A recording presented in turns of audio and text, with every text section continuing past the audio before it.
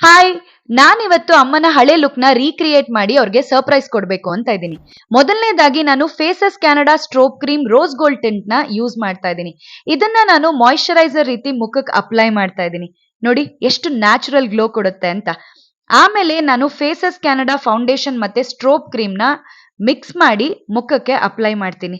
ಇದನ್ನ ಈ ರೀತಿ ಚೆನ್ನಾಗಿ ಬ್ಲೆಂಡ್ ಮಾಡ್ತೀನಿ. ನೋಡಿ ಎಷ್ಟು ನ್ಯಾಚುರಲ್ ಅಂಡ್ ಬ್ಯೂಟಿಫುಲ್ ಆಗಿ ಕಾಣ್ತಾ ಇದೆ ಅಂತ. ಇದಾದ ನಂತರ ಮತ್ತೆ ನಾನು ಸ್ಟ್ರೋಬ್ ಕ್ರೀಮ್ ಮತ್ತೆ ಚೀಕ್ ಟಿಂಟ್‌ನ ಈ ರೀತಿ ನನ್ನ ಚೀಕ್ ಬೋನ್ಸ್‌ಗೆ ಅಪ್ಲೈ ಮಾಡ್ತಾ ಇದ್ದೀನಿ. ಇದಾದ್ಮೇಲೆ ನನ್ನ ಐಬ್ರೋಸ್‌ನ ಶೇಪ್ ಮಾಡ್ತಾ ಇದ್ದೀನಿ. ಹಾಗೆ ಸ್ವಲ್ಪ ಲಿಪ್‌ಸ್ಟಿಕ್ ಅಂಡ್ ಮಸ್ಕರಾ. ಕಡೆಗೆ ಈ ರೀತಿ ಜ್ಯುವೆಲ್ರಿ ಹಾಕೊಂಡು ನಾನು ರೆಡಿ ಆದೆ. ಎಷ್ಟು ಚೆನ್ನಾಗಿ ಕಾಣ್ತಾ ಇದೆ ಅಲ್ವಾ?